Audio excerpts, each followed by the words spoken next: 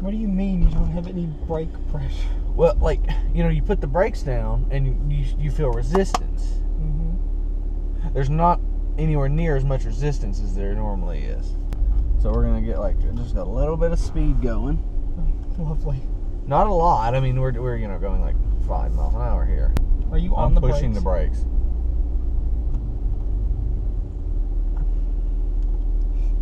I mean, I'm probably having to move 3/4 of the way before I feel any braking.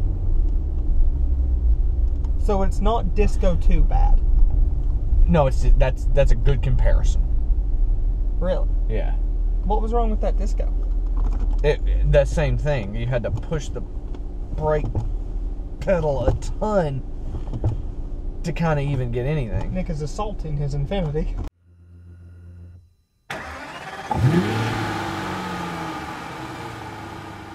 Today we are actually going to be talking about cars. This is something that we did back on the Cleveland trip. May. Yeah.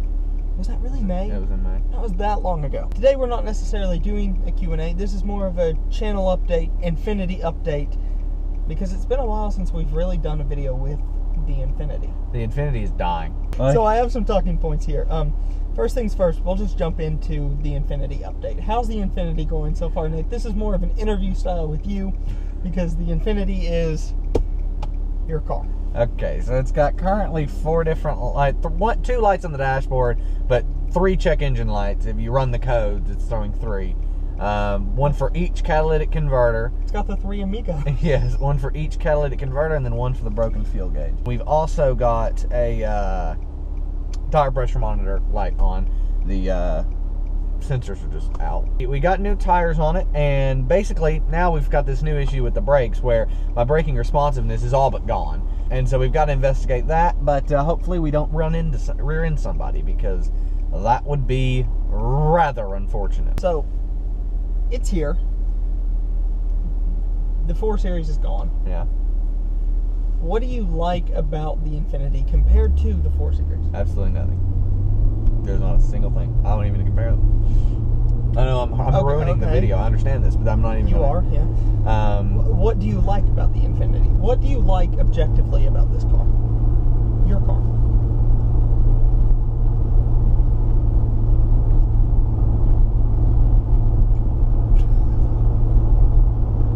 Compared to the Corolla.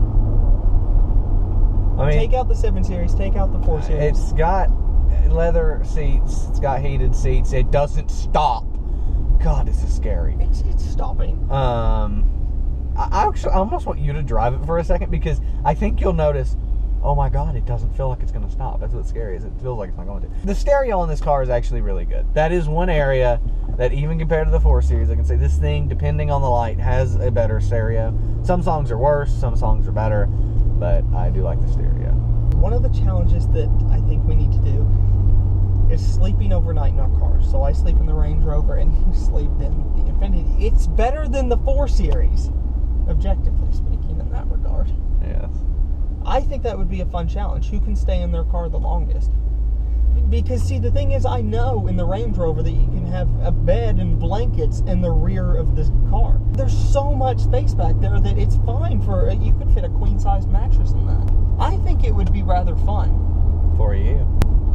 But it would be interesting to see you do it too, because I think you might make it longer than me. I think it would be a very funny video, because it's just going to be me being in here complaining the entire time while you're over there like, I'm just watching a movie, and I'm like, this stuff. But the Range Rover is rather nice to sleep in. I mean, there's plenty of room. It's comfortable. It's flat surface. You can set up some pillows and I mean, I could move my MacBook in there. I'd be good to go. I get to be if I get to your car. If you want to sleep in the Infiniti and I sleep in the Range Rover, you get to bitch about the Infiniti. That's how that works. No, you have had the superior car for 2 years now. Ever since you got the 7 Series, you have had the superior car. What? The 7 Series was not a superior car. It was a car on its last leg that was smoking like crazy. Well, I was too at the time. But nevertheless, that's not what I mean. I mean, the 7 Series, as far as luxury goes, not capability, but luxury, is superior to the Range Rover. I don't know, man. I don't know. Objectively speaking, now, I love the Range Rover more and would take the Range Rover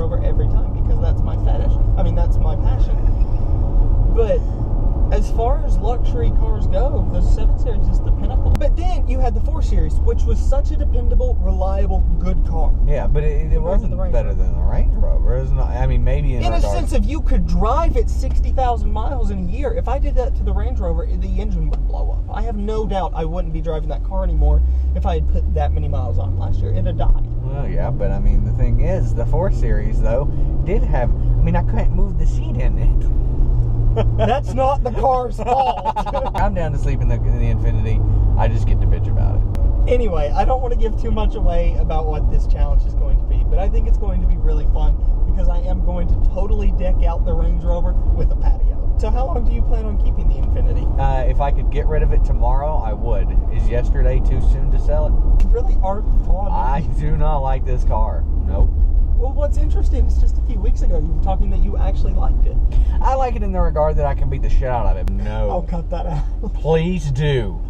Please cut that out. The thing is, you can beat the shit out of it, but it's a fine line between overextending into like putting money into it versus beating the shit out of it. Because it's like, so would you buy another $900 car? I would, but it's always going to be that same issue. Like, how much money do you put into it before it's not worth it? And, you know, I mean, right now we're sitting with tires and everything right about $1,400 with everything. So it's not bad. Like, we could probably at least break near even just scrapping this car. Like, parting out everything that's in here, the little that works, and then, you know, taking the chassis off to a junkyard or a metal yard to sell it. But the thing is, we're really just... It's always that fine line, you know, and it's like if we have to do a caliper, that's going to be another $150 parts and labor, and, you know, we have to do both the rear calipers, probably would, you know, that's going to up it even more. So it's just, so what's your limit? It's just very interesting. My limit's not a lot, probably about $1,600. I mean, if we have to do the calipers, we have no limit. I mean, I'll like do... $1,600 total? Yeah. So if you had to replace, like, if to straight pipe it even, you wouldn't do that?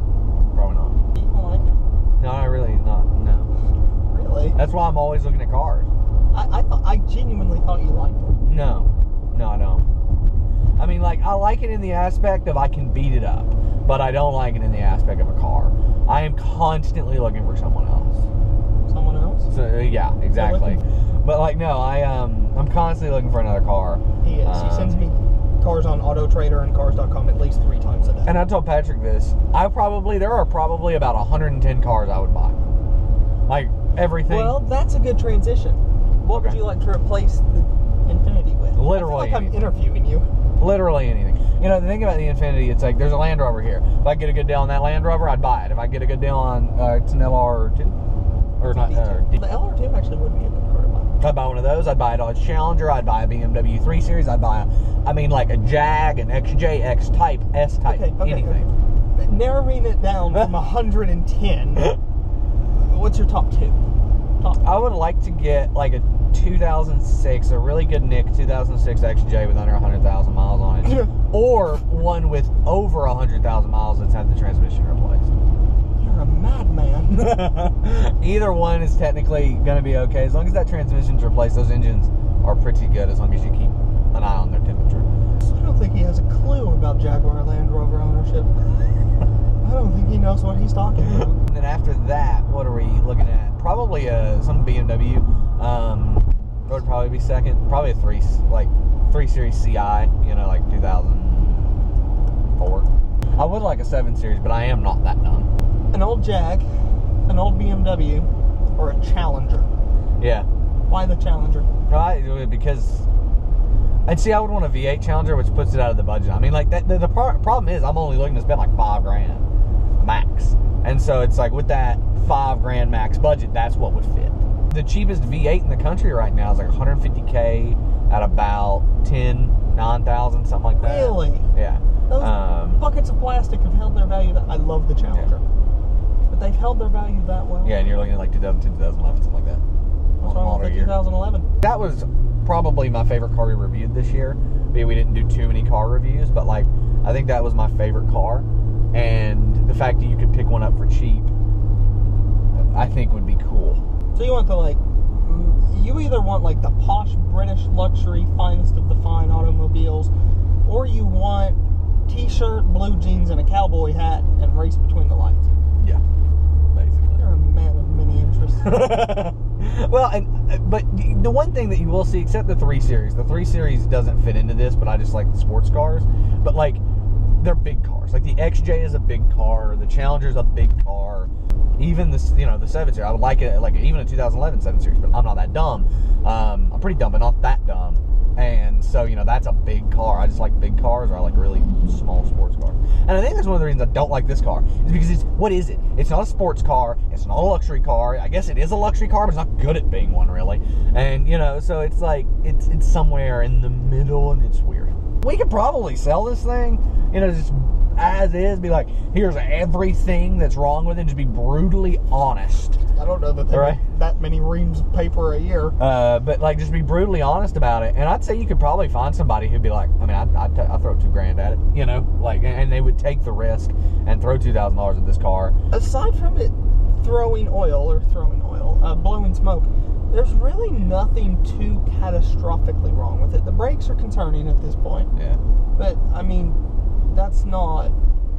I mean, somebody who knows a lot, like knows what they're doing, could do all 4 brakes rotors and all 4 calipers for probably around $500. But then, I have to add in labor on that, so that puts me probably at about $750 to $900, somewhere in there, depending on what mechanic I always go to. And so, at that point, I'm like, It'd take us 6 weeks to finish it. Yeah, I mean, it would. And, we tried to work on this car, and we tried to do that, but I just realized it's not my thing. People have always asked in comments, why don't you take your cars or why don't you work on your cars yourself? Save the money. Don't drive the hour to the mechanic. Just bitching about how we spend our own money, which is just ridiculous. First of all, if I can make the same amount of money in the time it takes for me to work on the car, I should pay someone else to do it. That just logically makes sense. That's not where my expertise is. That's not where my skills are.